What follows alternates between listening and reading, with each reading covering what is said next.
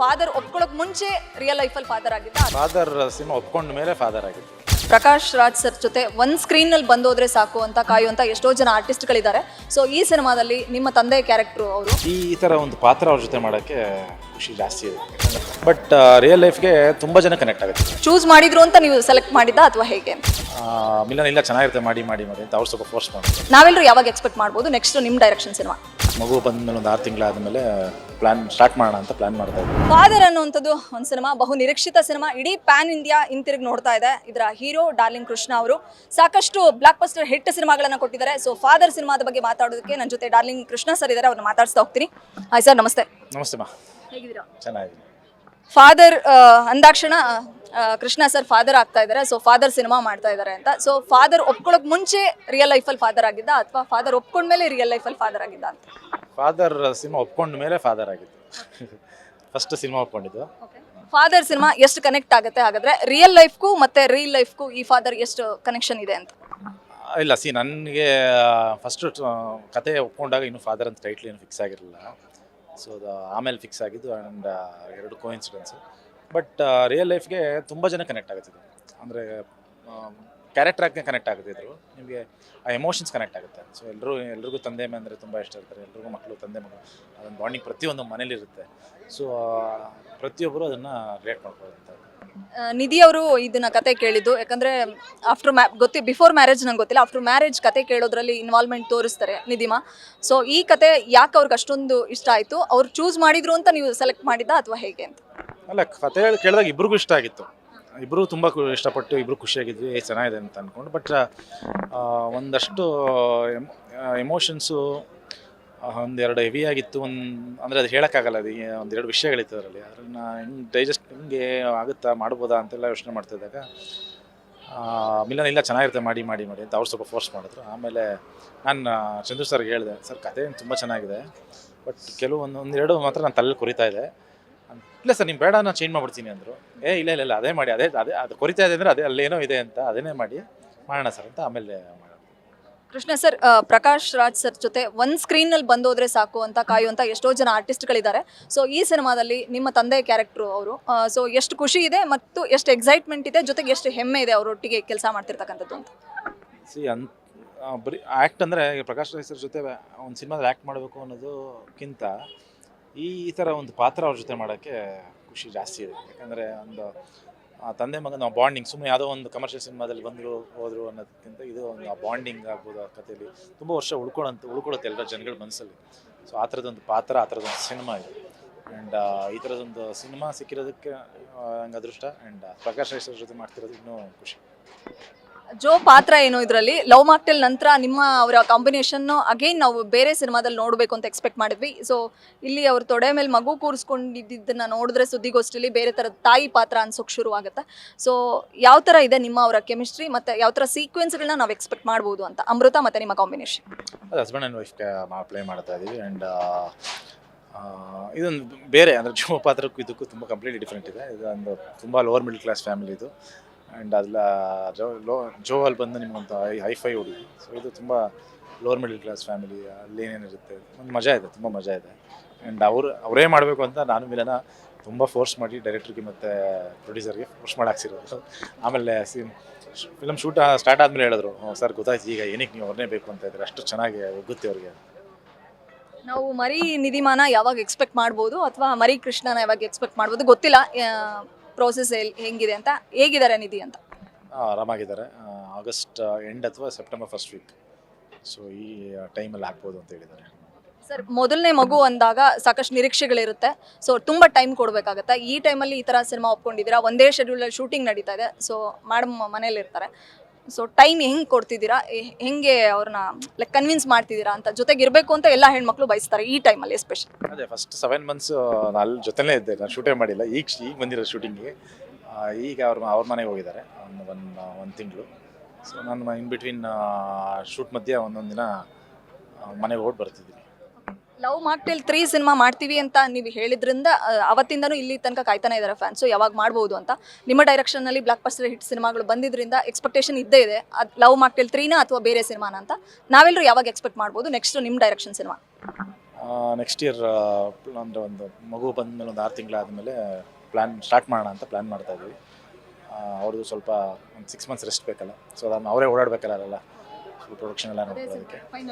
3 almost ಒಂದು frame ready ಆಗಿಬಿಟ್ಟಿದೆ subject. Dialogue version almost ಬರೆದಿದ್ದೀನಿ, ಒಂಚೂರು ಫೈನ್ ಟ್ಯೂನಿಂಗ್ ಬೇಕು, ಅದನ್ನು ಕೂತ್ಕೊಂಡು ಮಾಡ್ಬಿಡ್ತೀನಿ. ಸರ್, ನನ್ನ ಲಾಸ್ಟ್ ಪ್ರಶ್ನೆ, ಲವ್ ಮಾಕ್ಟೇಲ್ ಅನಂತರ ಸಾಕಷ್ಟು ಸಿನಿಮಾಗಳು, ಶುಗರ್ ಫ್ಯಾಕ್ಟ್ರಿವರೆಗೂ ಒಂದು 10 ಸಿನಿಮಾ ಮಾಡಿದ್ರಿ.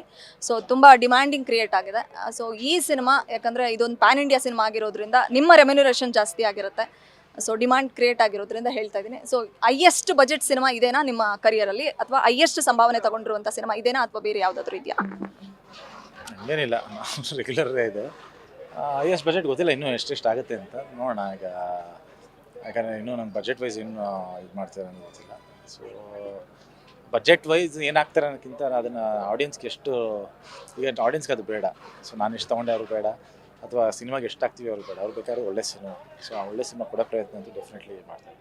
ತಂದೆ ಪಾತ್ರ ಮೇಕ್ ಓವರ್ ಏನಾದರೂ ಇರುತ್ತಾ, ಅಥವಾ ಲುಕ್ ಅದು ಹಿಂಗೆ ಕಾಣಿಸ್ತಾರ? ಬಟ್ ಇದೆ same look. So make over ಏನಿಲ್ಲ ಇದಕ್ಕೆ, ಅಂದರೆ ರೆಗ್ಯುಲರ್ ಒಂದು ಮಿಡಲ್ ಕ್ಲಾಸ್ ಫ್ಯಾಮಿಲಿ ಹುಡುಗರು ಪಾತ್ರ ಮಾಡ್ತಾರೆ. ಫೈನಲಿ ಪ್ರೊಡಕ್ಷನ್ ಹೌಸ್ ಮತ್ತು ಚಂದ್ರು ಸರ್ದು ಪ್ಯಾಷನ್ ಆ್ಯಂಡ್ ನಿಮಗೆ ಈಗ ಒಂದು ಸಿನಿಮಾನ ನೀವು ಪ್ಯಾನ್ ಇಂಡಿಯಾ ತೊಗೊಂಡು ಹೋಗ್ತೀನಿ ಅಥವಾ ದೊಡ್ಡ ರೀತಿ ಮಾಡ್ತೀನಿ ಅನ್ನೋದಿದೆಯಲ್ಲ, ಸೊ ಅದು ಎಲ್ಲರೂ ಕೈಲೂ ಆಗಲ್ಲ, ಎಲ್ಲರೂ ಮಾಡೋಕ್ಕಾಗಲ್ಲ. ಸೊ ಅದಕ್ಕೆ ಮಾಡಬೇಕು ಅನ್ನೋ ಒಂದು ಕೆಪಾಸಿಟಿ ಬೇಕು, ಒಂದು ಕನಸು ಕಾಣಬೇಕು, ಒಂದು ಪ್ಯಾಷನ್ ಇರಬೇಕು. ಆ್ಯಂಡ್ ಈಗ back to back 5-6 cinema start ಮಾಡ್ತಾ ಇದ್ದಾರೆ. ಸೊ ಒಂದು ಸಿನಿಮಾ ಮಾಡೋದೇ ಕಷ್ಟ ಇದೆ, ಅದು 5-6 ಸಿನಿಮಾ ಮಾಡೋದು ಅಂದರೆ ಕೆಪಾಸಿಟಿ ಇರಬೇಕು. ಸುಮ್ಮನೆ ಎಲ್ಲರೂ ಮಾಡೋಕ್ಕಾಗಲ್ಲ. Wish him all the best. And definitely father ಅಂತೂ ಅವ್ರಿಗೆ ಒಂದು ಬ್ರಿಲಿಯಂಟ್ ಫಿಲಮ್ ಅಂತೂ ಅವ್ರಿಗೆ ಬ್ಯಾನರಿಂದ ಫಸ್ಟ್ ಫಿಲ್ಮ್ ಡೆಫಿನೆಟ್ಲಿ ಆಗುತ್ತೆ. Thank you. ಇದಿಷ್ಟು ಡಾರ್ಲಿಂಗ್ ಕೃಷ್ಣ ಸರ್ ಅವರ ಮಾತುಗಳಾಗಿತ್ತು. ಮೈಸೂರಿನಿಂದ ಕ್ಯಾಮ್ರಾ ಪರ್ಸನ್ ಪವನ್ ಕುಮಾರ್ ಜೊತೆ Vishalakshi, entertainment bureau, guarantee news. ಇದು ಸುದ್ದಿ ಖಚಿತ, ನ್ಯಾಯ ನಿಶ್ಚಿತ. ಫಾದರ್ ಅನ್ನುವಂಥದ್ದು ಒಂದು ಸಿನಿಮಾ, ಬಹು ನಿರೀಕ್ಷಿತ ಸಿನಿಮಾ, ಇಡೀ ಪ್ಯಾನ್ ಇಂಡಿಯಾ ಹಿಂತಿರುಗಿ ನೋಡ್ತಾ ಇದೆ. ಇದರ ಹೀರೋ ಡಾರ್ಲಿಂಗ್ ಕೃಷ್ಣ ಅವರು ಸಾಕಷ್ಟು ಬ್ಲಾಕ್ ಬಸ್ಟರ್ ಹಿಟ್ ಸಿನಿಮಾಗಳನ್ನು ಕೊಟ್ಟಿದ್ದಾರೆ. ಸೊ ಫಾದರ್ ಸಿನಿಮಾದ ಬಗ್ಗೆ ಮಾತಾಡೋದಕ್ಕೆ ನನ್ನ ಜೊತೆ ಡಾರ್ಲಿಂಗ್ ಕೃಷ್ಣ ಸರ್ ಇದ್ದಾರೆ, ಅವ್ರನ್ನ ಮಾತಾಡ್ಸ್ತಾ ಹೋಗ್ತೀನಿ. ಹಾಯ್ ಸರ್, ನಮಸ್ತೆ. ನಮಸ್ತೆ ಮಾ, ಹೇಗಿದ್ದೀರಾ? ಚೆನ್ನಾಗಿದೆ. ಫಾದರ್ ಅಂದಾಕ್ಷಣ ಕೃಷ್ಣ ಸರ್ ಫಾದರ್ ಆಗ್ತಾ ಇದ್ದಾರೆ. ಸೊ ಫಾದರ್ ಸಿನಿಮಾ ಮಾಡ್ತಾ ಇದ್ದಾರೆ ಅಂತ. ಸೊ ಫಾದರ್ ಒಪ್ಕೊಳ್ಳೋಕೆ ಮುಂಚೆ ರಿಯಲ್ ಲೈಫಲ್ಲಿ ಫಾದರ್ ಆಗಿದ್ದ, ಅಥವಾ ಫಾದರ್ ಒಪ್ಕೊಂಡ್ಮೇಲೆ ರಿಯಲ್ ಲೈಫಲ್ಲಿ ಫಾದರ್ ಆಗಿದ್ದ ಅಂತ? ಫಾದರ್ ಸಿನಿಮಾ ಒಪ್ಕೊಂಡ ಮೇಲೆ ಫಾದರ್ ಆಗಿದ್ದು. ಫಸ್ಟ್ ಸಿನಿಮಾ ಒಪ್ಕೊಂಡಿದ್ದು. ಫಾದರ್ ಸಿನಿಮಾ ಎಷ್ಟು ಕನೆಕ್ಟ್ ಆಗುತ್ತೆ ಹಾಗಾದ್ರೆ ರಿಯಲ್ ಲೈಫ್ಗೂ ಮತ್ತೆ ರಿಯಲ್ ಲೈಫ್ಗೂ ಈ ಫಾದರ್ ಎಷ್ಟು ಕನೆಕ್ಷನ್ ಇದೆ ಅಂತ? ಇಲ್ಲ, ನನಗೆ ಫಸ್ಟು ಕತೆ ಒಪ್ಕೊಂಡಾಗ ಇನ್ನೂ ಫಾದರ್ ಅಂತ ಟೈಟ್ಲ್ ಏನು ಫಿಕ್ಸ್ ಆಗಿರಲಿಲ್ಲ. ಸೊ ಅದು ಆಮೇಲೆ ಫಿಕ್ಸ್ ಆಗಿದ್ದು. And 2 coincidence. ಬಟ್ ರಿಯಲ್ ಲೈಫ್ಗೆ ತುಂಬ ಜನ ಕನೆಕ್ಟ್ ಆಗುತ್ತಿದ್ದು, ಅಂದರೆ ಕ್ಯಾರೆಕ್ಟರ್ ಆಗಿ ಕನೆಕ್ಟ್ ಆಗುತ್ತಿದ್ರು. ನಿಮಗೆ ಆ ಎಮೋಷನ್ಸ್ ಕನೆಕ್ಟ್ ಆಗುತ್ತೆ. ಸೊ ಎಲ್ರಿಗೂ ತಂದೆ ಅಂದರೆ ತುಂಬ ಇಷ್ಟ ಇರ್ತಾರೆ. ಎಲ್ರಿಗೂ ಮಕ್ಕಳು ತಂದೆ ಮಗು ಅದೊಂದು ಬಾಂಡಿಂಗ್ ಪ್ರತಿಯೊಂದು ಮನೇಲಿರುತ್ತೆ. ಸೊ ಪ್ರತಿಯೊಬ್ಬರು ಅದನ್ನು ರಿಲೇಟ್ ಮಾಡ್ಕೊಳ್ತಾರೆ. ನಿಧಿ ಅವರು ಇದನ್ನ ಕತೆ ಕೇಳಿದ್ದು ಯಾಕಂದ್ರೆ ಆಫ್ಟರ್ ಬಿಫೋರ್ ಮ್ಯಾರೇಜ್ ನಂಗೆ ಗೊತ್ತಿಲ್ಲ, ಆಫ್ಟರ್ ಮ್ಯಾರೇಜ್ ಕತೆ ಕೇಳೋದ್ರಲ್ಲಿ ಇನ್ವಾಲ್ವ್ಮೆಂಟ್ ತೋರಿಸ್ತಾರೆ ನಿಧಿಮಾ. ಸೊ ಈ ಕತೆ ಯಾಕೆ ಅವ್ರಿಗೆ ಅಷ್ಟೊಂದು ಇಷ್ಟ ಆಯಿತು, ಅವ್ರು ಚೂಸ್ ಮಾಡಿದ್ರು ಅಂತ ನೀವು ಸೆಲೆಕ್ಟ್ ಮಾಡಿದ್ದ ಅಥವಾ ಹೇಗೆ ಅಂತ? ಅಲ್ಲ, ಕತೆ ಕೇಳಿದಾಗ ಇಬ್ರಿಗೂ ಇಷ್ಟ ಆಗಿತ್ತು. ಇಬ್ಬರು ತುಂಬ ಇಷ್ಟಪಟ್ಟು ಇಬ್ಬರು ಖುಷಿಯಾಗಿದ್ವಿ, ಚೆನ್ನಾಗಿದೆ ಅಂತ ಅಂದ್ಕೊಂಡು. ಬಟ್ ಒಂದಷ್ಟು ಎಮೋಷನ್ಸು ಒಂದೆರಡು ಹೆವಿ ಆಗಿತ್ತು. ಅಂದರೆ ಅದು ಹೇಳೋಕ್ಕಾಗಲ್ಲ, ಅದು ಒಂದೆರಡು ವಿಷಯಗಳಿತ್ತು ಅದರಲ್ಲಿ. ಅದನ್ನು ಹೆಂಗೆ ಆಗುತ್ತಾ, ಮಾಡ್ಬೋದಾ ಅಂತೆಲ್ಲ ಯೋಚನೆ ಮಾಡ್ತಿದ್ದಾಗ ಮಿಲನ್ ಇಲ್ಲ ಚೆನ್ನಾಗಿರುತ್ತೆ ಮಾಡಿ ಮಾಡಿ ಮಾಡಿ ಅಂತ ಅವ್ರು ಸ್ವಲ್ಪ ಫೋರ್ಸ್ ಮಾಡಿದ್ರು. ಆಮೇಲೆ ನಾನು ಚಂದ್ರು ಸರ್ಗೆ ಹೇಳಿದೆ, ಸರ್ ಕತೆ ತುಂಬ ಚೆನ್ನಾಗಿದೆ, ಬಟ್ ಒಂದೆರಡು ಮಾತ್ರ ನಾನು ತಲೆಯಲ್ಲಿ ಕೊರಿತಾ ಇದೆ. ಇಲ್ಲ ಸರ್, ನಿಮ್ಮ ಬೇಡ ನಾನು ಚೇಂಜ್ ಮಾಡ್ಬಿಡ್ತೀನಿ ಅಂದರು.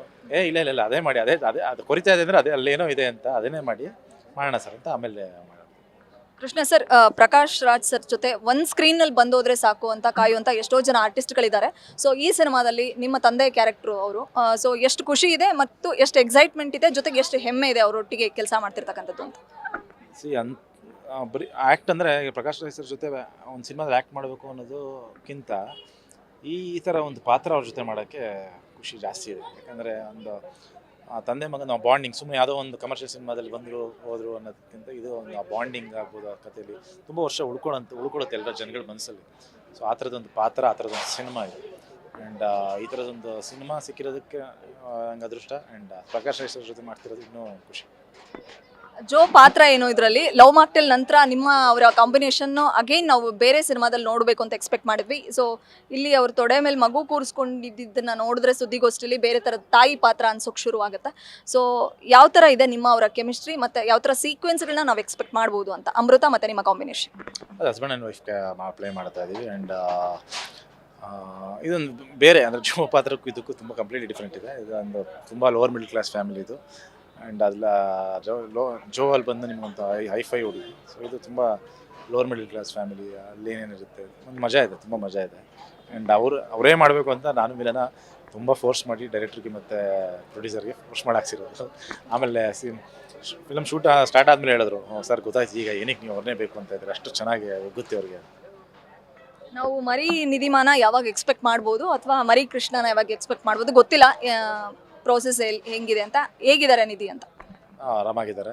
ಆಗಸ್ಟ್ ಎಂಡ್ ಅಥವಾ ಸೆಪ್ಟೆಂಬರ್ ಫಸ್ಟ್ ವೀಕ್, ಸೊ ಈ ಟೈಮಲ್ಲಿ ಹಾಕ್ಬೋದು ಅಂತ ಹೇಳಿದ್ದಾರೆ. ಸರ್, ಮೊದಲನೇ ಮಗು ಅಂದಾಗ ಸಾಕಷ್ಟು ನಿರೀಕ್ಷೆಗಳಿರುತ್ತೆ. ಸೊ ತುಂಬ ಟೈಮ್ ಕೊಡಬೇಕಾಗತ್ತೆ. ಈ ಟೈಮಲ್ಲಿ ಈ ಥರ ಸಿನಿಮಾ ಒಪ್ಕೊಂಡಿದ್ದೀರಾ, ಒಂದೇ ಶೆಡ್ಯೂಲಲ್ಲಿ ಶೂಟಿಂಗ್ ನಡೀತಾ ಇದೆ. ಸೊ ಮೇಡಮ್ ಮನೇಲಿರ್ತಾರೆ. ಸೊ ಟೈಮ್ ಹೆಂಗೆ ಕೊಡ್ತಿದ್ದೀರಾ, ಹೆಂಗೆ ಅವ್ರನ್ನ ಲೈಕ್ ಕನ್ವಿನ್ಸ್ ಮಾಡ್ತಿದ್ದೀರಾ ಅಂತ? ಜೊತೆಗೆ ಇರಬೇಕು ಅಂತ ಎಲ್ಲ ಹೆಣ್ಮಕ್ಳು ಬಯಸ್ತಾರೆ ಈ ಟೈಮಲ್ಲಿ ಎಸ್ಪೆಷಲಿ. ಅದೇ ಫಸ್ಟ್ 7 months ನಾನು ಅಲ್ಲಿ ಜೊತೆಲೇ ಇದ್ದೆ, ನಾನು ಶೂಟೇ ಮಾಡಿಲ್ಲ. ಈಗ ಬಂದಿರೋ ಶೂಟಿಂಗಿಗೆ. ಈಗ ಅವ್ರ ಮನೆಗೆ ಹೋಗಿದ್ದಾರೆ ಒಂದು ತಿಂಗಳು. ಸೊ ನಾನು ಇನ್ ಬಿಟ್ವೀನ್ ಶೂಟ್ ಮಧ್ಯೆ ಒಂದೊಂದು ದಿನ ಮನೆಗೆ ಹೋಗಿ ಬರ್ತಿದ್ದೀನಿ. ಲವ್ ಮಾಕ್ಟೆಲ್ 3 ಸಿನಿಮಾ ಮಾಡ್ತೀವಿ ಅಂತ ನೀವು ಹೇಳಿದ್ರಿಂದ ಅವತ್ತಿಂದನೂ ಇಲ್ಲಿ ತನಕ ಕಾಯ್ತಾನೆ ಇದ್ದಾರೆ ಫ್ಯಾನ್ಸು ಯಾವಾಗ ಮಾಡ್ಬೋದು ಅಂತ. ನಿಮ್ಮ ಡೈರೆಕ್ಷನ್ನಲ್ಲಿ ಬ್ಲಾಕ್ ಬಸ್ಟರ್ ಹಿಟ್ ಸಿನಿಮಾಗಳು ಬಂದಿದ್ದರಿಂದ ಎಕ್ಸ್ಪೆಕ್ಟೇಷನ್ ಇದ್ದೇ ಇದೆ. ಅದು ಲವ್ ಮಾಕ್ಟೆಲ್ 3ನ ಅಥವಾ ಬೇರೆ ಸಿನಿಮಾನ ಅಂತ ನಾವೆಲ್ಲರೂ ಯಾವಾಗ ಎಕ್ಸ್ಪೆಕ್ಟ್ ಮಾಡ್ಬೋದು ನೆಕ್ಸ್ಟ್ ನಿಮ್ಮ ಡೈರೆಕ್ಷನ್ ಸಿನಿಮಾ? ನೆಕ್ಸ್ಟ್ ಇಯರ್ ಅಂದರೆ ಒಂದು ಮಗು ಬಂದಮೇಲೆ ಒಂದು 6 ತಿಂಗಳಾದಮೇಲೆ ಸ್ಟಾರ್ಟ್ ಮಾಡೋಣ ಅಂತ ಪ್ಲ್ಯಾನ್ ಮಾಡ್ತಾ ಇದ್ದೀವಿ. ಅವ್ರದ್ದು ಸ್ವಲ್ಪ ಒಂದು 6 months ರೆಸ್ಟ್ ಬೇಕಲ್ಲ, ಸೊ ಅದನ್ನು ಅವರೇ ಓಡಾಡಬೇಕಲ್ಲ ಅಲ್ಲ, ಪ್ರೊಡಕ್ಷನ್ ಎಲ್ಲ ನೋಡ್ಕೊಳ್ಳೋದಕ್ಕೆ. 3 ಆಲ್ಮೋಸ್ಟ್ ಒಂದು ಫ್ರೇಮ್ ರೆಡಿ ಆಗಿಬಿಟ್ಟಿದೆ. ಸಬ್ಜೆಕ್ಟ್ ಡೈಲಾಗ್ ವರ್ಷನ್ ಆಲ್ಮೋಸ್ಟ್ ಬರೆದಿದ್ದೀನಿ. ಒಂಚೂರು ಫೈನ್ ಟ್ಯೂನಿಂಗ್ ಬೇಕು, ಅದನ್ನು ಕೂತ್ಕೊಂಡು ಮಾಡ್ತೀನಿ. ಸರ್, ನನ್ನ ಲಾಸ್ಟ್ ಪ್ರಶ್ನೆ, ಲವ್ ಮಾಕ್ಟೆಲ್ ಅನಂತರ ಸಾಕಷ್ಟು ಸಿನಿಮಾಗಳು ಶುಗರ್ ಫ್ಯಾಕ್ಟ್ರಿವರೆಗೂ ಒಂದು 10 ಸಿನಿಮಾ ಮಾಡಿದ್ರಿ. ಸೊ ತುಂಬ ಡಿಮ್ಯಾಂಡಿಂಗ್ ಕ್ರಿಯೇಟ್ ಆಗಿದೆ. ಸೊ ಈ ಸಿನಿಮಾ ಯಾಕಂದರೆ ಇದೊಂದು ಪ್ಯಾನ್ ಇಂಡಿಯಾ ಸಿನಿಮಾ ಆಗಿರೋದ್ರಿಂದ ನಿಮ್ಮ ರೆಮ್ಯುನರೇಷನ್ ಜಾಸ್ತಿ ಆಗಿರುತ್ತೆ. ಸೊ ಡಿಮ್ಯಾಂಡ್ ಕ್ರಿಯೇಟ್ ಆಗಿರೋದ್ರಿಂದ ಹೇಳ್ತಾ ಇದ್ದೀನಿ. ಸೊ ಹೈಯೆಸ್ಟ್ ಬಜೆಟ್ ಸಿನಿಮಾ ಇದೇನಾ ನಿಮ್ಮ ಕರಿಯರಲ್ಲಿ, ಅಥವಾ ಹೈಯೆಸ್ಟ್ ಸಂಭಾವನೆ ತಗೊಂಡಿರುವಂಥ ಸಿನಿಮಾ ಇದೇನಾ ಅಥವಾ ಬೇರೆ ಯಾವುದಾದ್ರೂ ಇದೆಯಾ? ಹಂಗೇನಿಲ್ಲ, ರೆಗ್ಯುಲರ್ ಇದೆ. ಹೈಯೆಸ್ಟ್ ಬಜೆಟ್ ಗೊತ್ತಿಲ್ಲ ಇನ್ನೂ ಎಷ್ಟೆಷ್ಟು ಆಗುತ್ತೆ ಅಂತ ನೋಡೋಣ. ಈಗ ಯಾಕಂದರೆ ಇನ್ನೂ ನನ್ನ ಬಜೆಟ್ ವೈಸ್ ಇನ್ನೂ ಇದು ಮಾಡ್ತಾರೆ ಅನ್ನೋದು ಗೊತ್ತಿಲ್ಲ. ಸೊ ಬಜೆಟ್ ವೈಸ್ ಏನಾಗ್ತಾರೆ ಅನ್ನೋಕ್ಕಿಂತ ಅದನ್ನು ಆಡಿಯನ್ಸ್ಗೆ ಎಷ್ಟು, ಈಗ ಆಡಿಯನ್ಸ್ಗೆ ಅದು ಬೇಡ. ಸೊ ನಾನು ಎಷ್ಟು ತೊಗೊಂಡೆ ಅವ್ರು ಬೇಡ, ಅಥವಾ ಸಿನಿಮಾಗೆ ಎಷ್ಟು ಆಗ್ತೀವಿ ಅವ್ರು ಬೇಡ. ಅವ್ರು ಬೇಕಾದ್ರೆ ಒಳ್ಳೆ ಸಿನಿಮಾ. ಸೊ ಆ ಒಳ್ಳೆ ಸಿನಿಮಾ ಕೊಡೋ ಪ್ರಯತ್ನ ಅಂತೂ ಡೆಫಿನೆಟ್ಲಿ ಮಾಡ್ತಾರೆ. ತಂದೆ ಪಾತ್ರ ಮೇಕ್ ಓವರ್ ಏನಾದರೂ ಇರುತ್ತಾ ಅಥವಾ ಲುಕ್ ಅದು ಹಿಂಗೆ ಕಾಣಿಸ್ತಾರ? ಬಟ್ ಇದೆ same look. So make over ಏನಿಲ್ಲ ಯಾಕೆಂದರೆ ರೆಗ್ಯುಲರ್ ಒಂದು ಮಿಡಲ್ ಕ್ಲಾಸ್ ಫ್ಯಾಮಿಲಿ ಹುಡುಗ ಪಾತ್ರ ಮಾಡ್ತಾರೆ. ಫೈನಲಿ ಪ್ರೊಡಕ್ಷನ್ ಹೌಸ್ ಮತ್ತು ಚಂದ್ರು ಸರ್ದು ಪ್ಯಾಷನ್ ಆ್ಯಂಡ್ ನಿಮಗೆ ಈಗ ಒಂದು ಸಿನಿಮಾನ ನೀವು ಪ್ಯಾನ್ ಇಂಡಿಯಾ ತೊಗೊಂಡು ಹೋಗ್ತೀನಿ ಅಥವಾ ದೊಡ್ಡ ರೀತಿ ಮಾಡ್ತೀನಿ ಅನ್ನೋದಿದೆಯಲ್ಲ, ಸೊ ಅದು ಎಲ್ಲರೂ ಕೈಲೂ ಆಗಲ್ಲ, ಎಲ್ಲರೂ ಮಾಡೋಕ್ಕಾಗಲ್ಲ. ಸೊ ಅದಕ್ಕೆ ಮಾಡಬೇಕು ಅನ್ನೋ ಒಂದು ಕೆಪಾಸಿಟಿ ಬೇಕು, ಒಂದು ಕನಸು ಕಾಣಬೇಕು, ಒಂದು ಪ್ಯಾಷನ್ ಇರಬೇಕು. ಆ್ಯಂಡ್ ಈಗ back to back 5-6 cinema start ಮಾಡ್ತಾ ಇದ್ದಾರೆ. ಸೊ ಒಂದು ಸಿನಿಮಾ ಮಾಡೋದೇ ಕಷ್ಟ ಇದೆ. ಅದು 5-6 ಸಿನಿಮಾ ಮಾಡೋದು ಅಂದರೆ ಕೆಪಾಸಿಟಿ ಇರಬೇಕು. ಸುಮ್ಮನೆ ಎಲ್ಲರೂ ಮಾಡೋಕ್ಕಾಗಲ್ಲ. Wish him all the best. And definitely father ಅಂತೂ ಅವ್ರಿಗೆ ಒಂದು ಬ್ರಿಲಿಯಂಟ್ ಫಿಲಮ್ ಅಂತೂ ಅವ್ರಿಗೆ ಬ್ಯಾನರಿಂದ ಫಸ್ಟ್ ಫಿಲ್ಮ್ ಡೆಫಿನೆಟ್ಲಿ ಆಗುತ್ತೆ. Thank you. ಇದಿಷ್ಟು ಡಾರ್ಲಿಂಗ್ ಕೃಷ್ಣ ಸರ್ ಅವರ ಮಾತುಗಳಾಗಿತ್ತು. ಮೈಸೂರಿನಿಂದ ಕ್ಯಾಮ್ರಾ ಪರ್ಸನ್ ಪವನ್ ಕುಮಾರ್ ಜೊತೆ Vishalakshi, entertainment bureau, guarantee news. ಇದು ಸುದ್ದಿ ಖಚಿತ, ನ್ಯಾಯ ನಿಶ್ಚಿತ. ಗ್ಯಾರಂಟಿ ನ್ಯೂಸ್, ಸುದ್ದಿ ಖಚಿತ, ನ್ಯಾಯ ನಿಶ್ಚಿತ.